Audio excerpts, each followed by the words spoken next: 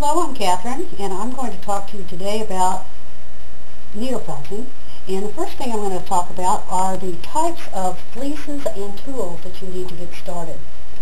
First of all, there are different types of fleeces. This is wool fleece that has been carded and dyed. And you can see it's very rough in its natural form. There's also other types of wool fleece which are in a roving. This is a roving when it's in a rove, but in this case it's a very short stapled, and that means that you can pull it off about an inch at a time. That's a short stapled roving. And over here we have a long stapled roving. These again are wool fleece, but it's been put into a rope. It's very fine, but instead of being able to pull off an inch at a time, it's very tight, about 3 or 4 inches at a time to work with. And over here we have natural fleece. This has not been dyed, but it has been carded. And this is good to use as a base, especially if you're doing a larger project, because these other fleeces can be very expensive, and you might want to economize by using the undyed fleece first and then covering it with the color. Lastly, I want to show you what is called a silk hanky. They come in packages like this, and when you open it up, it's in a square. And what this is actually a silk cocoon that has been dyed, and what you do is you take it from the edge and you just peel off a layer at a time. Very fine, but what you can then do is take it, you can pull it apart, you can use it as it is, almost like a spider web effect, or you can pull it, stretch it out, turn it into a rope and use it this way, or you can even spin it into a yarn. Now come over here and I'll show you the tools that you need. You're going to need something to protect your work surface, and usually that is a foam pad. It's about 2 inches thick and it's very firm.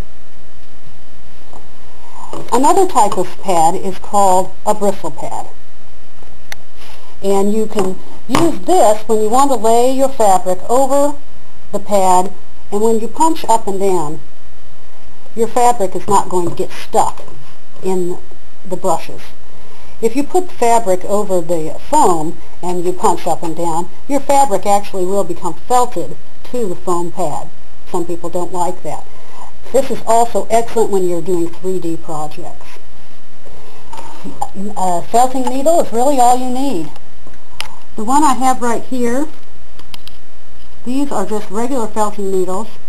This one has a grip that has been molded onto it. It's very nice. It's one of my very favorites because it gives you something to hold on to as you punch. These are felting tools. This one's nice because it has a cover that pops up and down. So as you're felting, it actually can protect you from the needles. This is a pen style. It has 3 the felting needles in it, and you just punch up and down. And it's nice because you can hold it, and it has the feel of the grip of a writing pen. And then this last one is a felting tool that has multiple needles in it. Very sharp. This one you need to have a little experience before you use it. This is good for very large areas because you just punch up and down, and it will give you quick coverage because, of course, each time you punch, in this case, you're getting 6 needle punches with each punch. We have here some little carding tools. These are hand carders. And what you do, this is for color blending.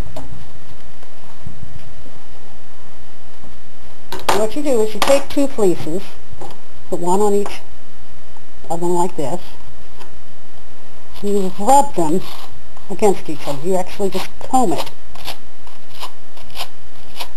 across each other. Occasionally you'll wipe it backwards. You just keep going and going. Pull it off, stick it on, keep going. And eventually, over time, you keep doing this for a few minutes, your colors will blend until, for instance, blue plus yellow make green. So this is very handy when you don't have a color or you want to do some special shadowing or mixture of colors for when you're blending side by side. Very nice. And this is what you need for Beetle Fuzzy.